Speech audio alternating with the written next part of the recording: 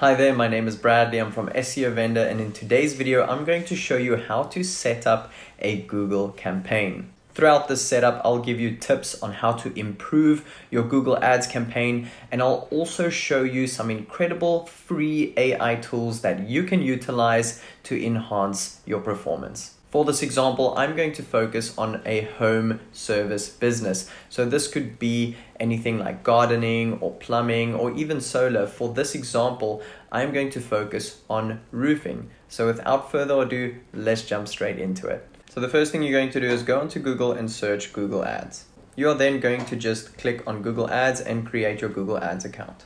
Google is then going to need to bill your account, so you need to put in billing details. I'm not going to show my details, but over here by billing, you can just scroll down in this overview tab and insert your billing details. This might look really complex, but Google is straightforward and there's a ton of tips and tricks that you can implement. But to keep it nice and simple, I'm going to show you how to set up a campaign and how to set a perfect ad set under that campaign. Google will then also give you recommendations that you can follow.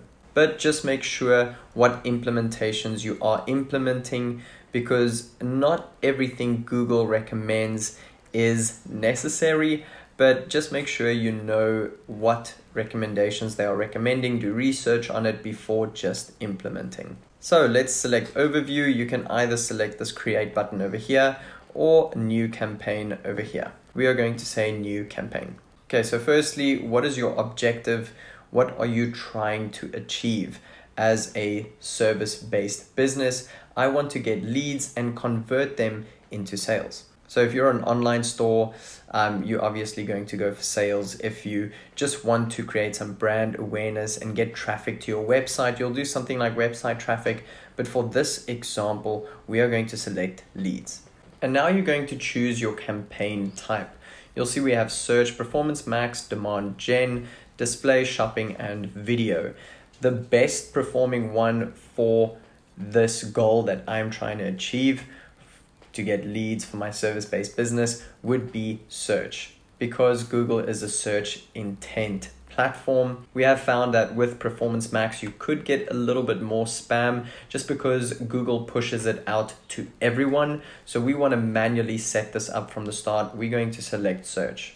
You then select the ways you would like to get reached. A lot of people prefer phone calls because then someone can just immediately call you and you can convert that lead into a paying client. But a lot of people prefer website visits where they can fill out a lead form or contact you via a phone number. For this example, I'm selecting website visits, so I'm going to add my URL and click continue. Now it's time to name your campaign. So is this a Black Friday special that you are doing? Is this just a normal leads campaign? Or is this something to do with, for instance, a storm damage campaign? That's what I'm going to run for my roofing niche or roofing industry. So you can name this anything relevant to your campaign that you are setting up. We then click continue, and now it's time to select your bidding. So we want to focus on conversions, just because when you select something like impression shares or clicks, Google is going to focus on getting you as many clicks as possible, but that doesn't always mean you are getting quality and actually converting any leads. People love to just click, and that's just the start of the funnel. You want to get to the end of the funnel where they fill in the form and not only click and convert. And yeah, convert. We want conversions. We don't just want clicks. Set target cost per action. We're going to leave this open, and move to customer acquisition. We'll leave this open as well. We then select next, and next up we have networks. So you have Google Search Partners Network and Google Display Network. And what this does is it helps your ad appear on relevant sites, maybe videos, even apps across Google like YouTube, and just the internet. When you have leftover search budget, it will pump it out to these Google Display Networks. This is recommended by Google. A lot of people don't use it and a lot of people use it. For this example, I am going to use it and leave it selected. Now for locations, you want to be specific. It doesn't help I'm doing roofs in Orlando, Florida, and I'm marketing to somewhere in New York or Las Vegas. So depending on your location, you can also set up local service ads, which is a little bit different than paid ads, and we could do another video on that for you guys. But be specific on your locations and take your time when setting up your locations and your audience segments. So you can select enter your location. You could make this really broad and just give your country or city, but the more specific, the better. You want to target each little suburb in that city or in your radius of location where you are providing your home services. Target each location separately. So be more specific and look at the locations in Orlando, Florida. Look at all the little towns like Cocoa Beach or Lake Wales, Sanford, Winter Park, Claremont. For this section, take your time, as location and audience segment is one of the most important parts when setting up your Google Ads. And then for this include section, you'll see presence or interests, which Google recommends, but I would say to select the presence just because some people might be interested in those areas but not live anywhere near those areas, and they will actually see the ad and it will be no relevance to them because they don't have any roofs to repair, they don't have homes in that exact area. Whereas presence, you have people that are actually living in that area, not just interested in these areas, which means these people are actually located in these areas or locations that I have selected. We then move to language. This is where you select your language, and then we have audience segments. Now, this is another section in your campaign where you really are going to take your time, as well as your keywords. We'll get to that, but for audience segments, you want to choose or put yourself in the position of the buyer, of the actual lead that you want to convert. Imagine you are the lead that you are trying to convert. So I'm a roofing business and I'm running a storm damage campaign. So anyone that needs roof repairs or a new roof. So that's obviously going to be a homeowner. So the audience segment will definitely be someone from the age, I would say 23 years old and older, just because they are more likely to have property under their name. Someone who is interested in property, someone who is a homeowner, someone who is a business owner or interested in finances. These are more relevant to my audience segment and people who are going to be interested, and it's relevant to what I'm selling, people who are going to be interested in actually having their roofs repaired. So to use another example, imagine you have a gym or a sports and fitness brand. Your audience segments are going to be people who are in healthcare, people who are in sports and fitness, maybe some people who love recovery, health. These type of segments are the segments that you are going to be looking for. So to use roofing as an example, I'm going to search for homeowners. I'm going to select home purchase loans, maybe commercial properties, real estate industry, business owners. These are my type of audience segments. You really want to take your time and select as much as possible to really squeeze out the individuals you are looking to target. Then you have your targeting settings for this campaign. So you can choose targeting, which is narrowing the reach of your campaign to the selected segments with the option to adjust the bids. So very selected to the segments that you have selected, or observation, which Google recommends to not narrow the reach of your campaign with the option to adjust the bids on the selected segments. Now for this example, I'm going to choose observation. But if you are confident, you can just choose targeting, and it's always good to do A/B testing. If you want to set up 2 campaigns, split the budget and select different audience segments and different targeting settings for this campaign to see which campaign performs the best. Broad match keywords. Use broad match keywords for your entire campaign. We do not want to do that. Use keyword match types. Why are we selecting this? We don't want our entire campaign to just be broad match keywords. We want some keywords to be an exact match keyword, something like dentist near me or best dentist in Orlando, Florida. When it comes to the roofing industry, obviously relevant to roofing, you want exact match keywords, you want broad match keywords, and you want phrase match keywords. You don't want to make your entire campaign broad match keywords. Automatically created assets, you're going to just leave that off. Select more settings and you'll see ad rotation.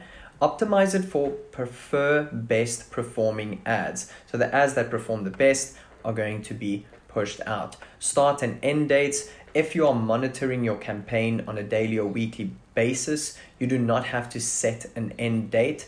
Obviously, you're going to select a start date when you want this campaign to start, and then leave the end date as nothing. So don't set it, no set. And that way you can monitor it yourself. So if it's not performing well, you can kill it at any time, but at least let the campaign run for minimum 30 days so that you can analyze the data and learn from this campaign that you are running and from this ad sets that you are running. But if you are busy and you feel like you are going to forget about this campaign and you only want it to run for 30 or 60 days, you can set your own end date. For ad scheduling, we want to leave it at all day and leave no option set at campaign URL options. And for brands, we leave it as is, select next. Now, Google has changed throughout the years, and we have this section called keyword and asset generation, where you can get help to create your ad from Google. So you'll see the URL and then also the section that says describe the product or service to advertise. Now it's already got something from the URL, from my URL that I've inserted here, but you can change this up to make it more relevant for yourself. Now it's time to create your ad group. So now you have your URL. You're going to now enter your keywords. Now, how do you find winning keywords? I have done a video on Better Keywords AI. I'll leave the link in the description down below, where you can instantly generate 50 winning keywords and even instantly write an article on those keywords. I'll leave the video in the description. Go have a look at it. The tool is absolutely free to use. There's also many other tools out there, but go have a look at that video and see how you can utilize this tool to your advantage and get amazing keywords for your Google campaign and so much more. But in this section, you are going to enter your keywords. So let me show you. So with broad match keywords, these are just going to give you the most volume, but less overall relevancy. So for instance, I would highly suggest you use conversion tracking and smart bidding to see which keywords perform best when it comes to broad match. I wouldn't, like I said, make my entire campaign broad match. It just doesn't perform well. But with that being said, you should have broad match keywords. And then when it comes to phrase match can give you a balance of volume and relevancy. So the nice thing about it is that it can be great for a new campaign, especially because you can test without having too many irrelevant search terms. And yeah, phrase match is a good one. I would definitely have all three in the campaign. And then the exact match, this gives you the least volume, but the most relevance. So if you want to target specifically and focus on specific search terms, then exact match is the way to go. And this is how it looks. So these are just a couple of keywords that Google suggests. But when you are looking at broad match, you are just going to leave the keyword as is. So SEO company, that will be broad match. If I wanted to make this a phrase match, I would do this. And if I wanted to make an exact match, it would look like this. So SEO agency is now exact match, SEO company is phrase match, and the rest of my keywords are just broad match. Now, when it comes to me and my roofing industry, I would say best roofs near me or best roofs in Orlando, Florida. These keywords would be exact match. Keywords like roof repair or roof installation, roof inspection. These I would use as phrase or broad match. And now we are moving on to our ad. So we've got the URL. We are now looking at the display path. For the display path, I love putting the company name. It just looks professional on the ad. So this is what comes after your URL. So for instance, this URL is seovendor.co. I would say something like best SEO. So this is what displays. You could leave it open as well.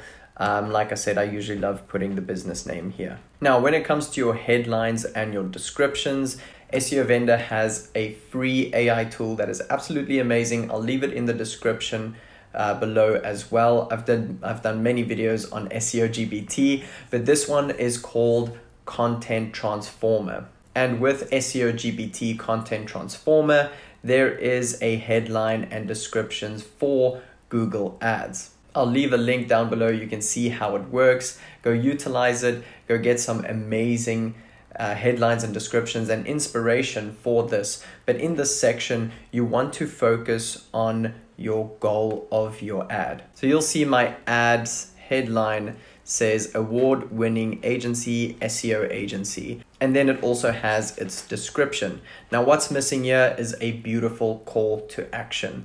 Now if this was my roofing business, it would be something like get an instant roof repair quote or best roofer in Orlando, Florida. Play with your headlines, play with your descriptions, get creative and find out what works. And make sure to enter at least more than 4 effective headlines, as well as 4 effective descriptions. Now, as you can see, this ad does look very bland. So what can we do? We can add a logo, we can add an image, and we can add a strong call to action. So when you scroll down, you'll see over here, you can add your image. Over here, you can add your business logo. And then you can also add site links. Now these little site links will actually take the people to specific pages on your website. So if you want to take them to your lead form or to your About Us page, you can add these site links. I love adding a site link to the actual lead form and to your contact details, as well as your previous services that you have done. Then you also have call outs that you could add after your description. So I just did call now so you can see where in the ad that will display at the end of your description. Now that you've created your ad, you need to select your budget.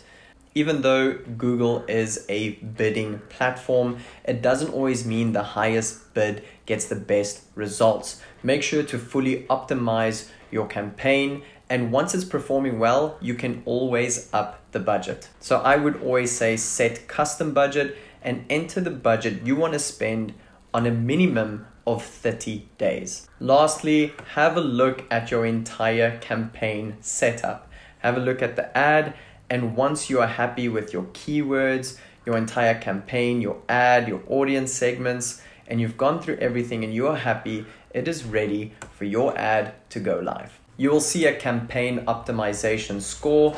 The higher the score, the better. So follow those recommendations. Make sure you know what you are implementing. Don't just add all the recommendations Google is giving you. Know what you are implementing. Get your campaign fully optimized, and then you can always add your budget or let your campaign run for longer. Do A/B testing. But this is a good example of a bad looking Google ad, and this is an example of a great looking Google ad. I hope this video helped you out. I will leave those links in the description to the free tools that you can utilize, and let me know in the comments if you guys have any questions, and don't forget to hit the like button as well as the subscribe button, as SEO Vendor will be releasing a lot more new videos and a lot more new features.